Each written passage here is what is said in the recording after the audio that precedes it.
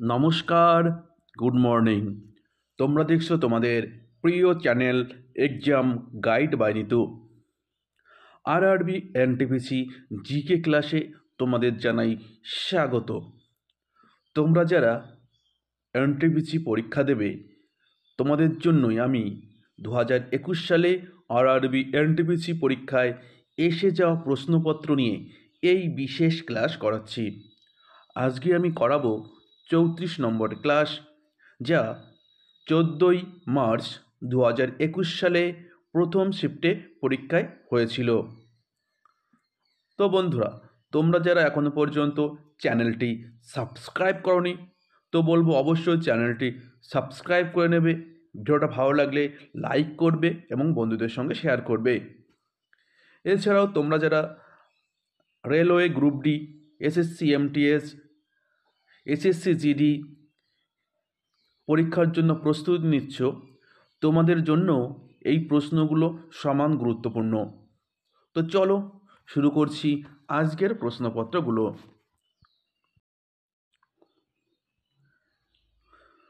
প্রথম প্রশ্ন, নিচের কোন উদ্ভিদের দেহ শিকড়, কাণ্ড এবং পাতায় আলাদা করা হয় না? তো সঠিক উত্তর হবে শৈবাল। ঠিক আছে, শৈবাল এর দেহ শিকড়, কাণ্ড এবং পাতায় আলাদা করা হয় না। প্রাচীন ভারতীয় দার্শনিকরা পদার্থকে শ্রেণীবদ্ধ করার জন্য কতগুলো মৌলিক উপাদান বা তত্ত্ব দিয়েছেন? তো সঠিক উত্তর হবে 5টি। সেই 5টি উপাদান কি কি? পৃথ্বী বা পৃথিবী, আকাশ বা জল, অগ্নি বা বায়ু, আগুন এবং ইথার বা শূন্য। তো প্রাচীন ভারতীয় দার্শনিকরা এই 5টি মৌলিক উপাদান দিয়েছেন। ঠিক আছে, নিচের মধ্যে কাকে 2021 সালে পদ্মভূষণ দেওয়া হয়েছিল? তো সঠিক উত্তর হবে উপরের সবগুলি ব্যক্তিকেই 2021 সালে পদ্মভূষণ দেওয়া হয়েছিল। কে কে পেয়েছিলেন? সুমিত্রা মহাজন, নৃপেন্দ্র মিশ্র এবং রামবিলাস পাসওয়ান। দেখো, তোমাদের কিন্তু আমি পদ্ম পুরস্কার নিয়ে একটা ভিডিও করে দিয়েছি। তোমরা যারা এখনো পর্যন্ত দেখোনি, তো বলবো অবশ্যই সেটা দেখে নেবে। দেখো, পদ্মভূষণ হলো ভারতীয় প্রজাতন্ত্রের তৃতীয় সর্বোচ্চ বেসামরিক পুরস্কার। ঠিক আছে, তো প্রথম বেসামরিক পুরস্কার কোনটি? ভারতরত্ন। ভারতরত্ন ভারতের সর্বোচ্চ বেসামরিক পুরস্কার। দ্বিতীয় স্থানে রয়েছে পদ্মবিভূষণ, তৃতীয় পদ্মভূষণ এবং চতুর্থ সর্বোচ্চ বেসামরিক পুরস্কার পদ্মশ্রী পুরস্কার। ঠিক আছে, আর এই পদ্মভূষণ পুরস্কার দেওয়া হয় 1954 সাল থেকে।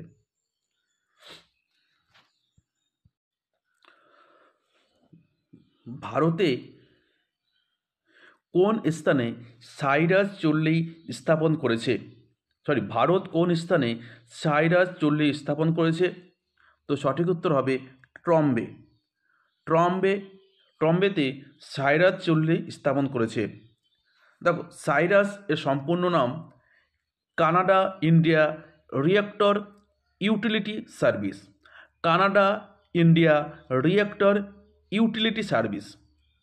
দেখো, ভাবা পরমাণু গবেষণা কেন্দ্রের একটি গবেষণা চুল্লি এটি, যা 1954 সালে কানাডা দ্বারা সরবরাহ করা হয়েছিল। ঠিক আছে,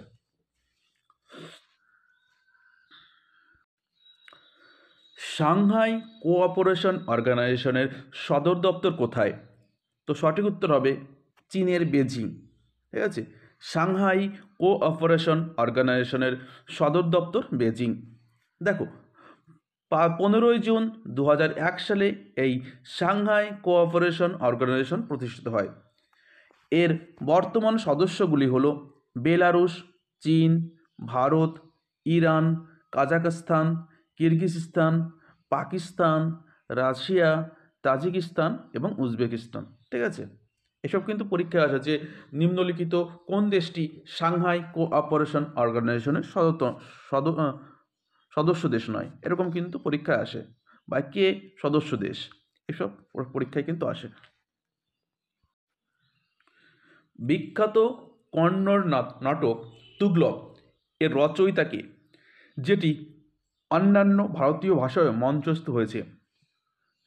তো তুগলক একটি কন্নড় নাটক, যা কন্নড় ছাড়াও ভারতের অন্যান্য ভাষাতেও কিন্তু এই মঞ্চস্থ অভিনীত হয়েছে, ঠিক আছে। তো এই যে নাটক, এই নাটকটার রচয়িতা ছিলেন গিরিশ কার্নাড, ঠিক আছে, গিরিশ কার্নাড। কোন শহরে গান্ধীজিকে চম্পারণের সমস্যা সম্পর্কে অবহিত করা হয় এবং জায়গাটি দেখার জন্য আমন্ত্রণ জানানো হয়েছিল? তো এটি লখনৌ, ঠিক আছে। লখনৌ শহরে গান্ধীজিকে চম্পারণ সম্পর্কে অবহিত করা হয়েছিল। এই চম্পারণ সত্যাগ্রহ ছিল গান্ধীজির ভারতের প্রথম সত্যাগ্রহ, যা 1917 সালে শুরু হয়েছিল, ঠিক আছে। 1917 সালের মে মাসে চম্পারণ সত্যাগ্রহ হয়েছিল। এই চম্পারণ বিহার রাজ্যে অবস্থিত। পরবর্তী প্রশ্ন, কোন রেলওয়ে স্টেশনটি ইউনেস্কোর বিশ্ব ঐতিহ্যবাহী স্থানগুলির একটি অংশ? তো সঠিক উত্তর হবে ছত্রপতি শিবাজি মহারাজ টার্মিনাস। ছত্রপতি শিবাজি মহারাজ টার্মিনাস 2004 সালে এই ইউনেস্কোর বিশ্ব ঐতিহ্যবাহী স্থানের মর্যাদা পায়, ঠিক আছে। আর দেখো, ছত্রপতি শিবাজি মহারাজ এর নির্মাণ কাজ শুরু হয়েছিল 1878 সালে এবং শেষ হয়েছিল 1888 সালে, ঠিক আছে। 1888 সালে এই স্টেশনটির কাজ কিন্তু সম্পূর্ণ হয়েছিল।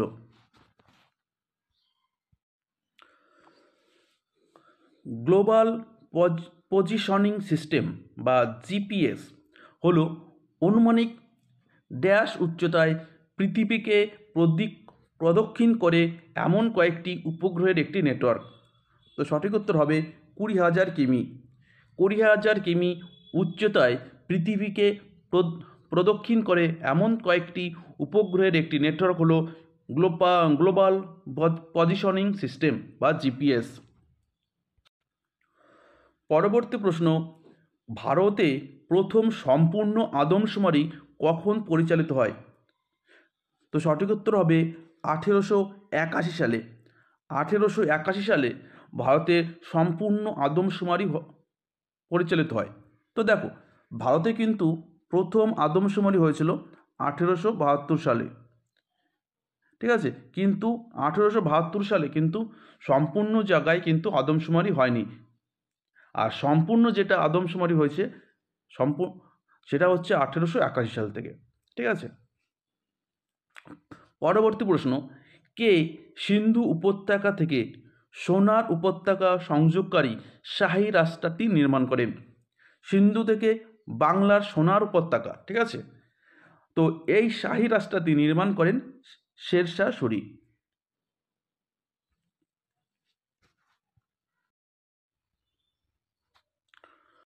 কোন সংস্থা লে মানালি হাইওয়ে তৈরি করেছে এবং রক্ষণাবেক্ষণ করছে?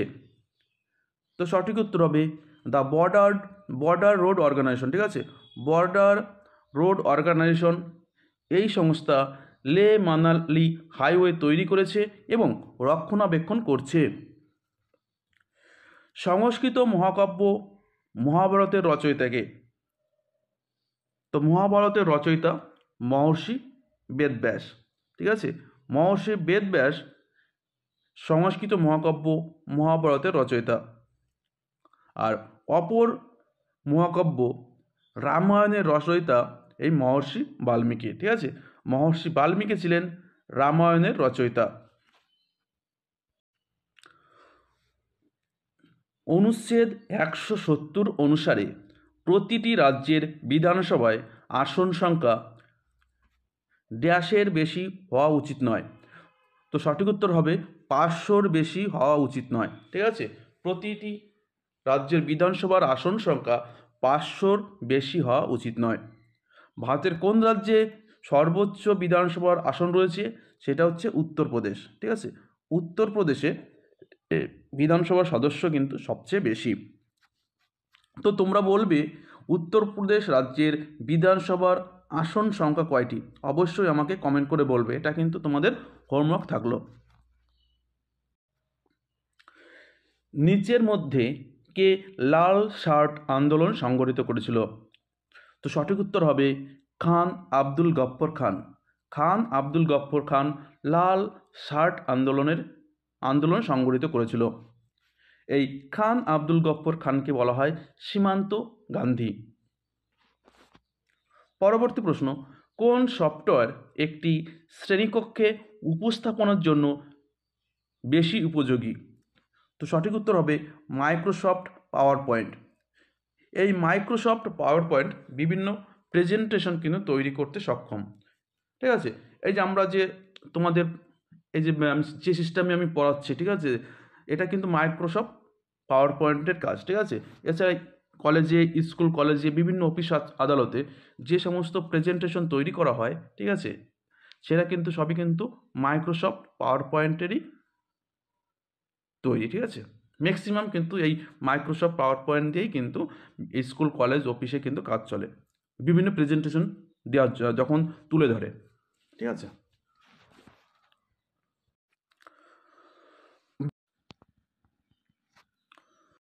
ভারতীয় সংবিধানের কোন অনুচ্ছেদে কেন্দ্রীয় সরকারি ভাষা দেবনাগরী লিপিতে হিন্দিকে করা হয়েছে? তো সঠিক উত্তর হবে অনুচ্ছেদ 343-এর 1 উপধারায়। অনুচ্ছেদ 343-এর 1 উপধারায় বলা রয়েছে কেন্দ্রীয় সরকারি ভাষা দেবনাগরী লিপিতে হিন্দি। নিচের কোন রাজনীতিবিদ লোকসভায় কখনো সংসদের নেতা হয়নি? তো দেখো, নিম্নলিখিত যে সমস্ত রাজনীতি ব্যক্তিত্ব রয়েছে তাদের মধ্যে কে কখনোই লোকসভার সদস্য হননি? তো সঠিক উত্তর হবে প্রাক্তন প্রধানমন্ত্রী শ্রী মনমোহন সিং। শ্রী মনমোহন সিং কখনোই লোকসভার সাংসদ হননি, তিনি কিন্তু রাজ্যসভার সাংসদ ছিলেন। ঠিক আছে, তো নরেন্দ্র মোদী, অটল বিহারী বাজপেয়ী এবং প্রণব মুখার্জি এনারা কিন্তু লোকসভার সাংসদ ছিলেন।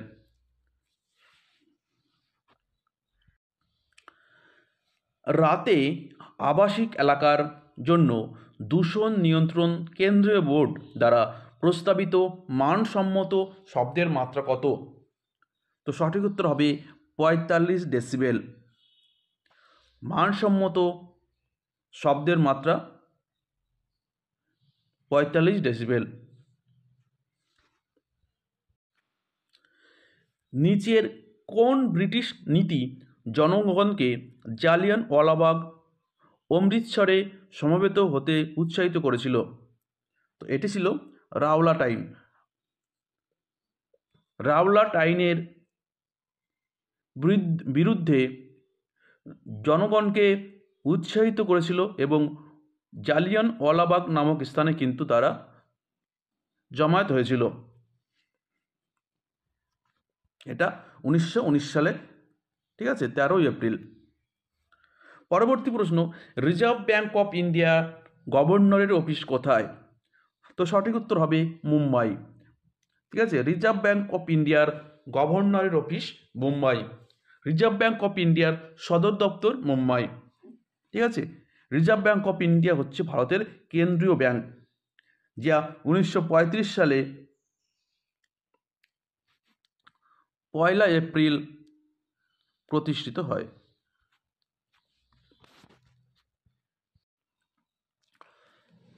সালতোরো কাংরি শিকড় নিচের কোন সীমান্তে অবস্থিত?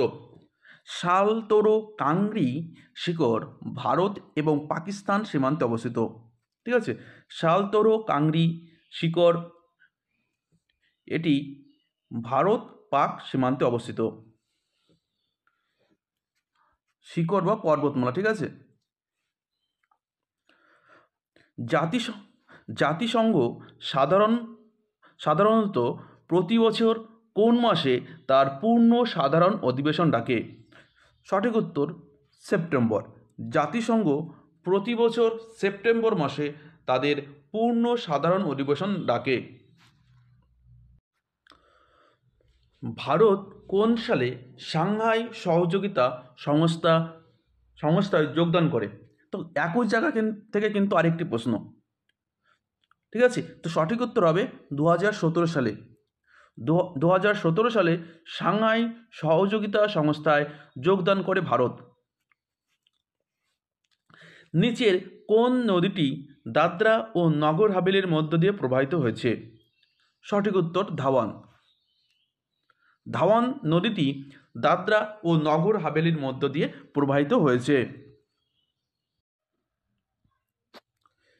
নিচের কোনটি প্রথম প্রজন্মের কম্পিউটার সিস্টেমের উদাহরণ? তো সঠিক উত্তর হবে vacuum tube based. Vacuum tube based হলো কম্পিউটারের প্রথম প্রজন্মের কম্পিউটার সিস্টেমের উদাহরণ। এছাড়াও যদি দেখি আমরা ট্রানজিস্টর বেসড, এটা কিন্তু দ্বিতীয় প্রজন্মের কম্পিউটার সিস্টেমের উদাহরণ। ইন্টারগ্রেটেড সার্কিট বেসড, এটা তৃতীয় প্রজন্মের কম্পিউটার সিস্টেমের উদাহরণ। ভিএলসিআই মাইক্রোপ্রসেসর বেসড, এটা চতুর্থ প্রজন্মের কম্পিউটার সিস্টেমের উদাহরণ। পরবর্তী প্রশ্ন, কতজন শিশুকে প্রধানমন্ত্রী রাষ্ট্রীয় বাল পুরস্কার 2024 ভূষিত করেছেন?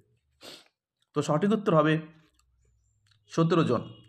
17 জন শিশুকে প্রধানমন্ত্রী রাষ্ট্রীয় বাল পুরস্কার 2024 ভূষিত করেছেন। এই 17 জন শিশুর মধ্যে 10 জন মহিলা শিশু এবং 7 জন পুরুষ শিশু, ঠিক আছে? 2011 সালের আদমশুমারি অনুসারে নিম্নলিখিতগুলির মধ্যে কোনটি ভারতের সর্বাধিক জনসংখ্যা রাজ্য? তো সঠিক উত্তর হবে উত্তরপ্রদেশ। উত্তরপ্রদেশ ভারতের সবচেয়ে জনবহুল রাজ্য। তো দেখো, আমি কিন্তু বারবার বলছি 2011 সালের জনগণনা থেকে কিন্তু তোমাদের প্রচুর প্রশ্ন আসবে। তোমরা এই চ্যাপ্টারটা যারা পড়োনি, তো অবশ্যই বলবো তোমরা অবশ্যই দেখে যাও। পরবর্তী প্রশ্ন, নিচের কোনটি মানুষের রক্তে পাওয়া যায় না? তো সঠিক উত্তর কন্ড্রোসাইট। কন্ড্রোসাইট এটি মানুষের রক্তে পাওয়া যায় না। কি কি পাওয়া যায়? লিম্ফোসাইট, মনোসাইট এবং লিউকোসাইট। নিচের কোন রাজ্যে রাস্তার ঘনত্ব সবচেয়ে বেশি? তো আয়তন অনুযায়ী রাস্তা, ঠিক আছে? তো সেটা রয়েছে কেরালা। কেরালাতে কিন্তু রাস্তার ঘনত্ব বেশি। আর আমরা যদি রাস্তা দেখি, সবচেয়ে বেশি রাস্তা রয়েছে কিন্তু মহারাষ্ট্রে। আর ঘনত্ব অনুযায়ী রাস্তা রয়েছে কেরালা। ঘনত্ব বলতে বোঝায় রাজ্যের মোট আয়তন, তার মধ্যে কত রাস্তা রয়েছে, ঠিক আছে? সেই অনুযায়ী। কোন তারিখে আন্তর্জাতিক যোগ দিবস পালিত হয়? তো সঠিক উত্তর হবে 21শে জুন। 21শে জুন তারিখে আন্তর্জাতিক যোগ দিবস পালিত হয়।